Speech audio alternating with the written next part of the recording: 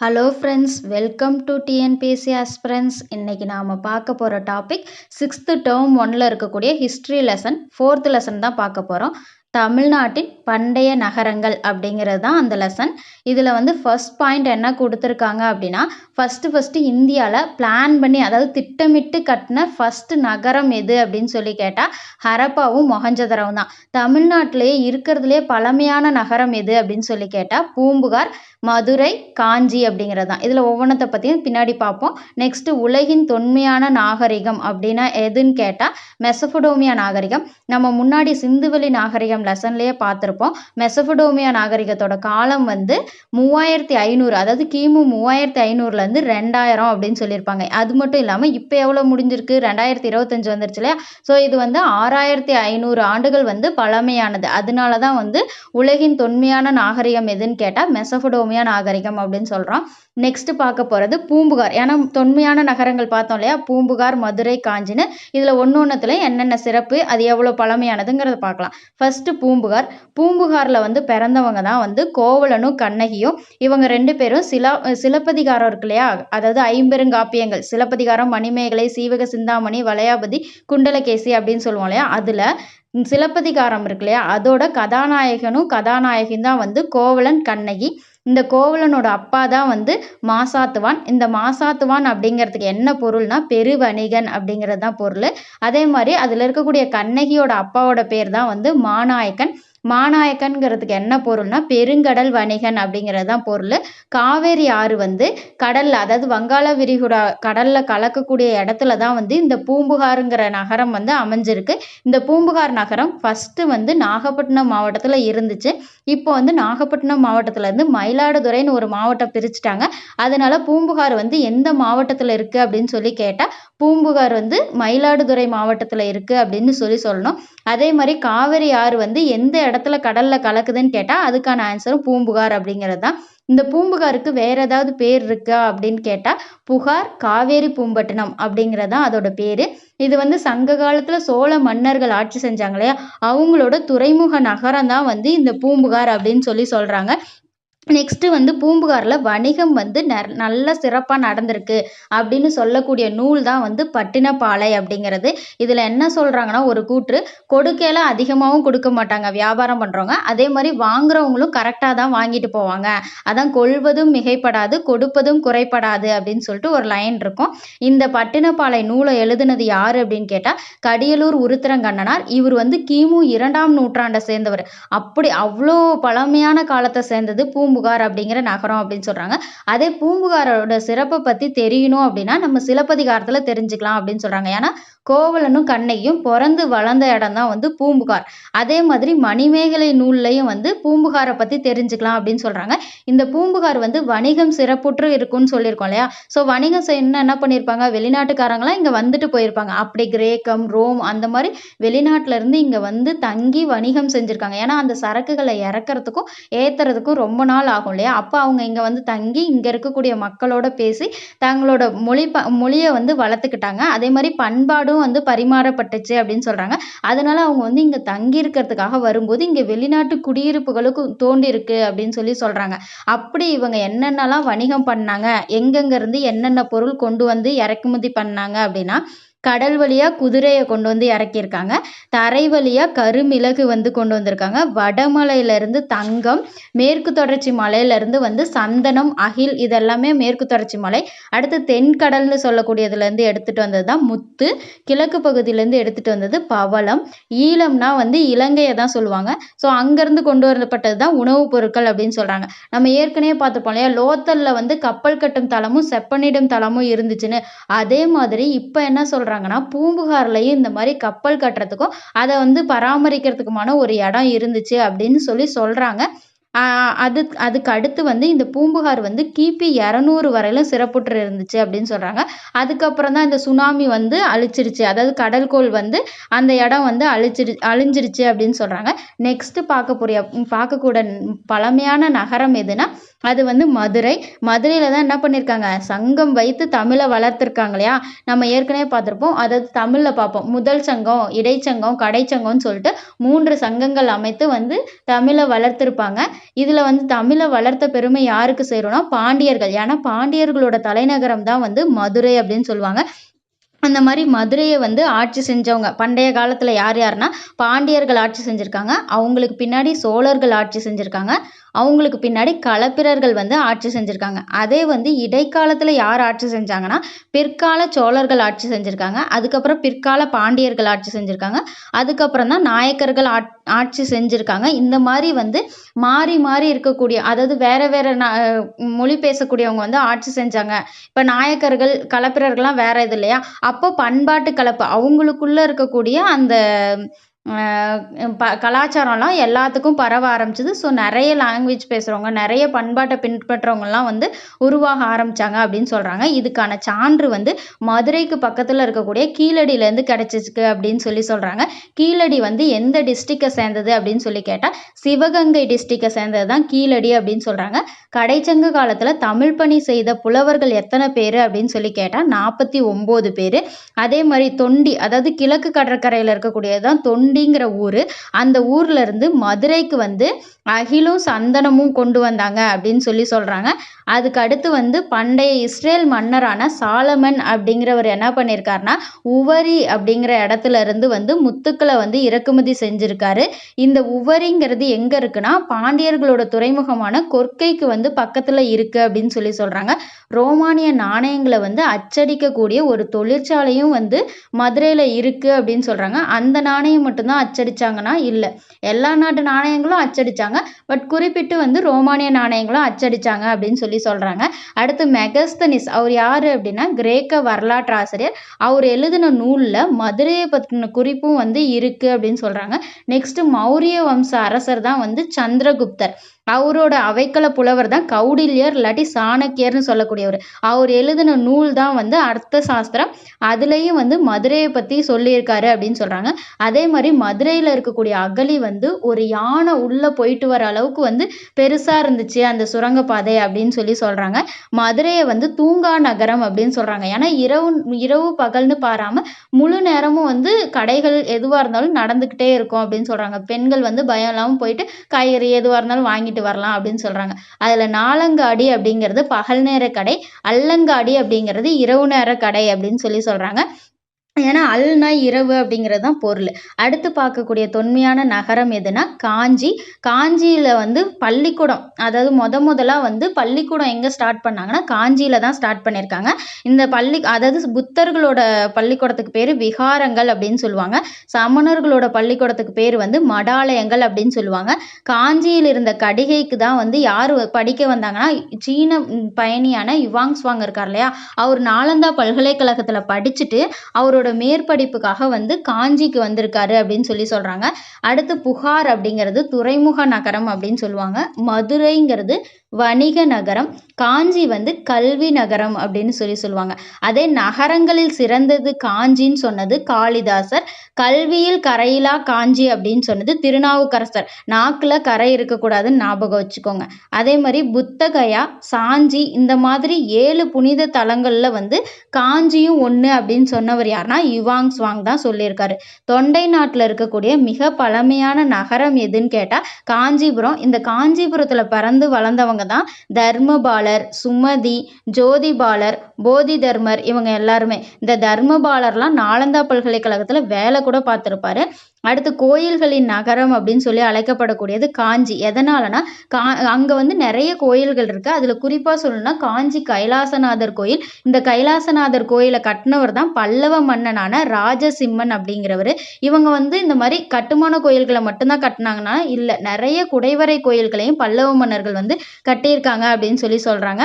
அடுத்து மணிமேகலை இருக்காங்க இல்லையா, அவங்க தன்னோட இறுதி காலத்தை எங்கே கழிச்சாங்கன்னா காஞ்சியில தான் வந்து கழிச்சாங்க அப்படின்னு சொல்கிறாங்க. ஏரிகளின் மாவட்டம் வந்து காஞ்சின்னு சொல்கிறாங்க. ஏரி காஞ்சி போச்சுன்னு ஞாபகம் வச்சுக்கோங்க. ஏன்னா ஏரிகள் வந்து நிறைய வெட்டப்பட்டு அங்கேருந்து வந்து தண்ணி வந்து விவசாயத்துக்கெல்லாம் பயன்படுத்தியிருக்காங்க. அப்படி தமிழர்களோட நீர் மேலாண்மைக்கு ஒரு சிறந்த எடுத்துக்காட்டாக எதை சொல்கிறாங்கன்னா கரிகால சோழனால் கட்டப்பட்ட கல்லணையும் காஞ்சிபுரம் ஏரியையும் தான் சொல்கிறாங்க. இது ரொம்ப ரொம்ப முக்கியமான கொஸ்டின் ஃப்ரெண்ட்ஸ், நல்லா குறித்து வச்சுக்கோங்க. நெக்ஸ்ட்டு சோழ நாடு வந்து சோறுடைத்து அப்படின்னு சொல்லுவாங்க. பாண்டிய நாடு முத்துடைத்து, சேர நாடு வேலம் உடைத்து, தொண்டை நாடு சான்றோருடைத்து. அதாவது இதெல்லாம் இதுக்கான ஃபேமஸ்ஸு. சோழ நாடு வந்து போகிறவங்களுக்கு சாப்பாடு இல்லைன்னு சொல்ல மாட்டாங்களாம். அதே பாண்டிய நாட்டில் வந்து முத்து நிறைய குலைக்கும் அப்படின்னு சொல்கிறாங்க. சேர நாட்டு வந்து ஃபேமஸ்ஸு யானைக்கு இன்னொரு பேர் தான் வேலம் அப்படின்னு சொல்லுவாங்க.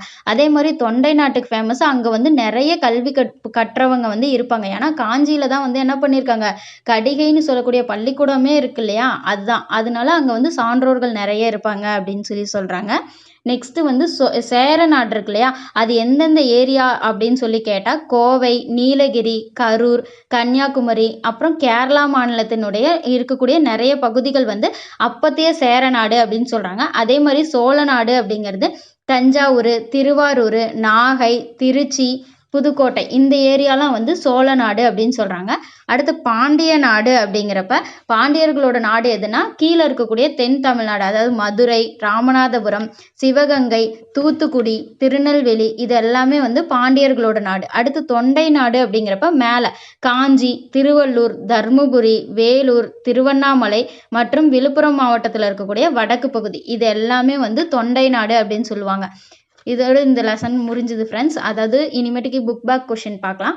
அதுக்கு முன்னாடி இந்த தமிழ்நாட்டினுடைய பண்டைய நகரங்கள் அப்படிங்கிற லெசன் வந்து தென்னிந்திய வரலாறு அப்படிங்கிறதுலையும் வரும். அதே மாதிரி யூனிட் 6க்கும் வந்து ரொம்ப முக்கியமானது.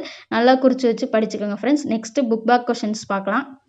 ஃபர்ஸ்ட் கொஷின், 6500 ஆண்டுகளுக்கும் பழமையான நாகரிகத்தின் நகரம் எது அப்படின்னு சொல்லி கேட்டால் ஈராக். ஏன்னா பண்டைய மெசபடோமியா தான் வந்து இப்போ இருக்கக்கூடிய Iran, Iraq, Kuwait, Syria, Bahrain, Oman இதெல்லாமே அப்படின்னு சொல்லி போன சிந்துவெளி நாகரிகம் லெசன்லேயே பார்த்தோம் இல்லையா.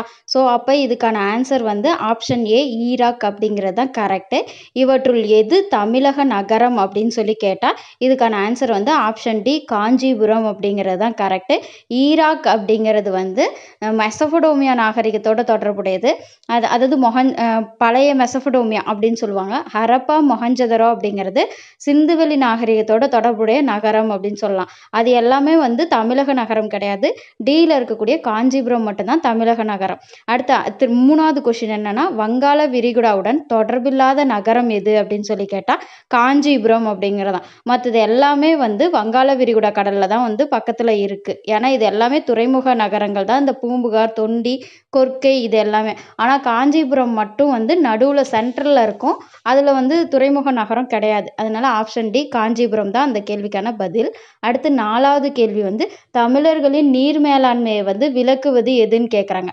ஃபஸ்ட்டு வந்து கல்லணை, 2வது காஞ்சிபுர ஏரிகள், 3வது ஆப்ஷன் வந்து பராக்கிரம பாண்டியன் ஏரி, 4 வந்து காவிரி ஆறு. இதில் வந்து நம்ம ஏற்கனவே லெசனில் வந்து சொல்லியிருப்போம், கல்லணையும் காஞ்சிபுர ஏரியும் தான் வந்து தமிழர்களோட நீர் மேலாண்மையை பற்றி சொல்லக்கூடியது. ஸோ ஆப்ஷன் டி தான் இதுக்கு கரெக்டு.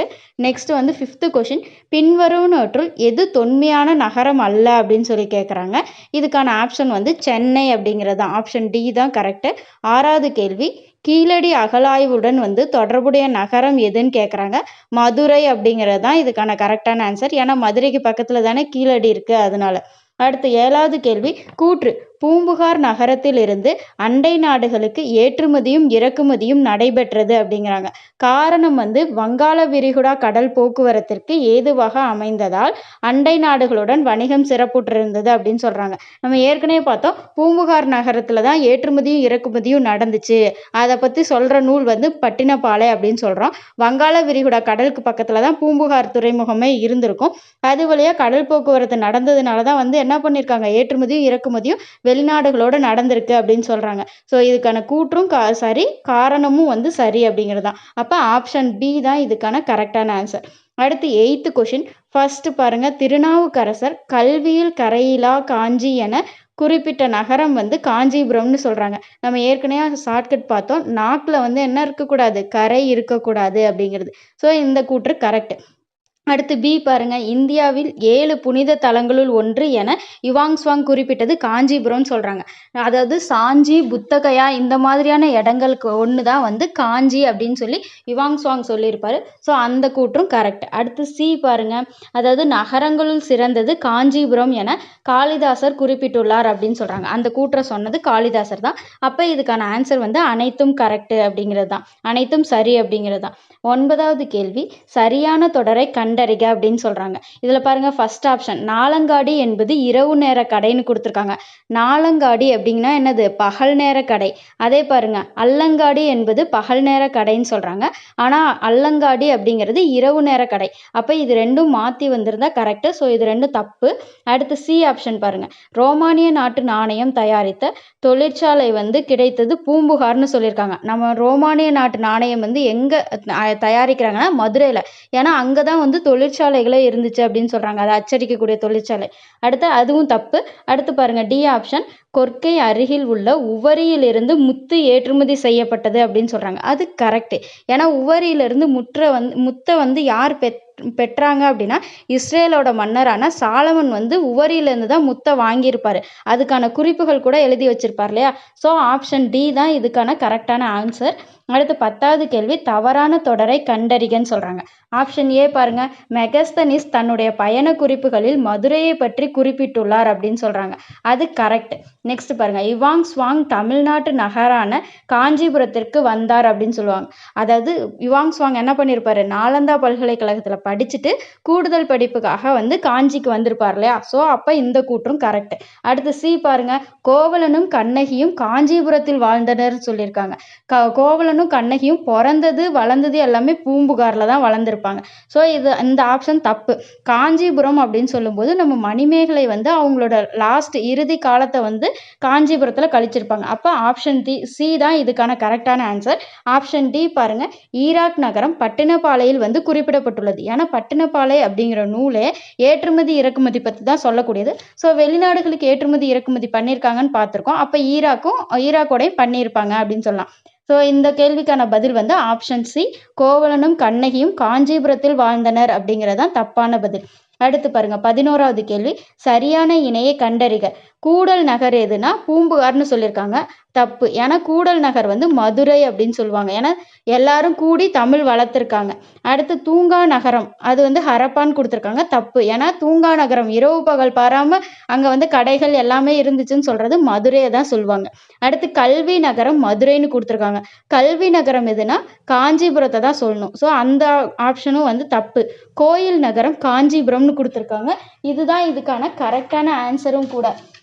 நெக்ஸ்ட் கொஷின் வந்து 12வது கேள்வி, தவறான இணையை கண்டறிக அப்படிங்கிறதான். ஃபர்ஸ்ட் பாருங்க, வடமலை வந்து வடமலையில இருந்து வந்து தங்கம் கிடைச்சிருக்கு அப்படின்னு சொல்றாங்க. அது கரெக்ட். மேற்கு மலையில இருந்து சந்தனம் கிடைச்சிருக்கு அப்படின்னு சொல்றாங்க. அதுவும் கரெக்ட். தென்கடல்ல இருந்து முத்து கிடைச்சிருக்குன்னு சொல்றாங்க. அதுவும் கரெக்ட். கீழ்கடல்ல இருந்து என்ன கிடைச்சது, பவளம் கிடைச்சது. ஆனா இங்க அகில்னு கொடுத்துருக்காங்க. ஸோ அதுதான் தப்பான ஆன்சர். ஸோ 12வது கேள்விக்கு ஆன்சர் வந்து ஆப்ஷன் டி அப்படிங்கிறது தான் கரெக்ட். 13வது கேள்வி, கைலாசநாதர் ஆலயத்தை கட்டியவர் யாருன்னு கேட்குறாங்க. பல்லவ மன்னனான ராஜசிம்மன், அவர் தான் வந்து கட்டியிருப்பாரு. அடுத்து 14வது கேள்வி, கோயில் நகரம்னு எதை அழைக்கிறோன்னா காஞ்சிபுரத்தை தான் வந்து அழைப்பாங்க.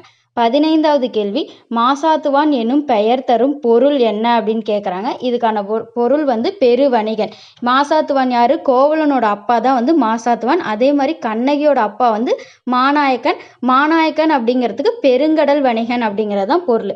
அடுத்து 16வது கேள்வி, சரியா தவறா அப்படின்னு சொல்லி கண்டுபிடிக்கணும். இதை வந்து நான் நாளையுமே வந்து ஒரே ஆப்ஷன் மாதிரி கொடுத்துட்டேன். ஃபர்ஸ்ட் பாருங்க, பூம்புகாரில் நடைபெற்ற அண்டை நாட்டு வணிகத்தின் மூலமாக பண்பாட்டு பரிமாற்றம் நடைபெற்றது அப்படின்னு சொல்றாங்க. எதனால அப்படின்னா வெளிநாடுகள்ல இருந்து ஏற்றுமதி இறக்குமதி பண்றதுக்காக பூம்புகாருக்கு வந்திருக்காங்க இல்லையா.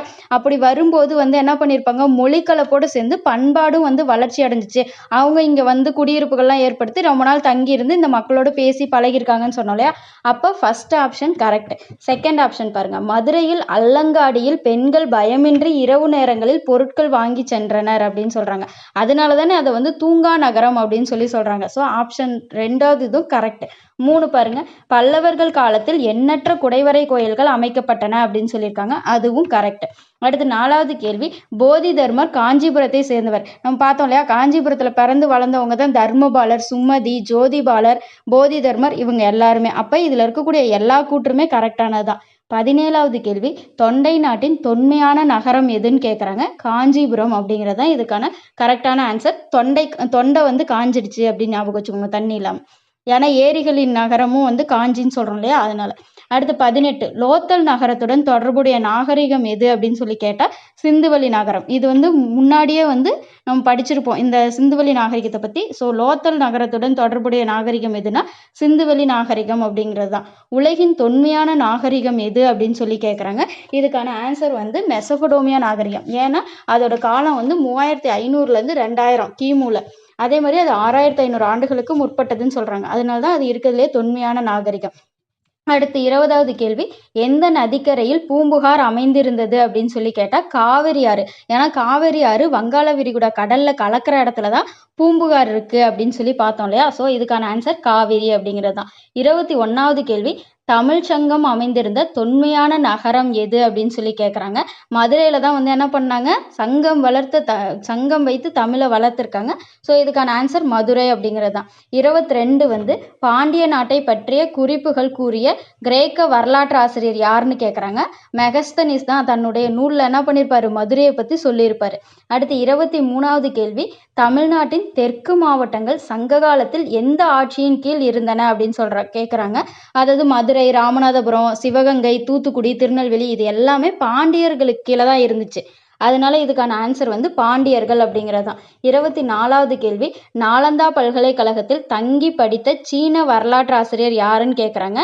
அது வந்து யுவாங் ஸ்வாங் அப்படிங்கிறது தான் கரெக்ட். 25வது கேள்வி, திருநாவுக்கரசர் காஞ்சியை டேஸ் என்று குறிப்பிடுகிறார். அவர் வந்து என்ன சொல்லியிருப்பாரு, நாக்கில் கரை இருக்கக்கூடாது, அப்போ கல்வியில் கரையிலா காஞ்சி அப்படின்னு சொல்லியிருப்பார். அடுத்து 26வது கேள்வி, பல்லவ மன்னன் ராஜசிம்மனால் காஞ்சியில் கட்டப்பட்ட கோயிலோட பெயர் என்னன்னு கேட்குறாங்க. கைலாசநாதர் கோயில் அப்படிங்கிறது தான் கரெக்ட். அடுத்து 27, ஏரிகளின் மாவட்டம் என்று அழைக்கப்படுவது எது அப்படின்னு சொல்லி கேட்டால் காஞ்சிபுரம் அப்படிங்கிறது தான் கரெக்ட். 28வது கேள்வி, சங்க காலத்தில் இருந்த இரவு நேர கடையின் பெயர் என்ன அப்படின்னு கேட்டிருக்காங்க. அல்லங்காடி அப்படிங்கிறது தான். இதோட இந்த லெசன் முடிஞ்சது ஃப்ரெண்ட்ஸ். இந்த வீடியோ உங்களுக்கு பிடிச்சிருந்தா லைக் பண்ணுங்கள் ஃப்ரெண்ட்ஸ். உங்கள் ஃப்ரெண்ட்ஸ்க்கும் ஷேர் பண்ணி விடுங்க. இந்த மாதிரி இன்னும் நிறைய வீடியோ பார்க்கணுன்னா நம்மளோட சேனலை வந்து சப்ஸ்கிரைப் பண்ணிக்கோங்க ஃப்ரெண்ட்ஸ். Thank you friends.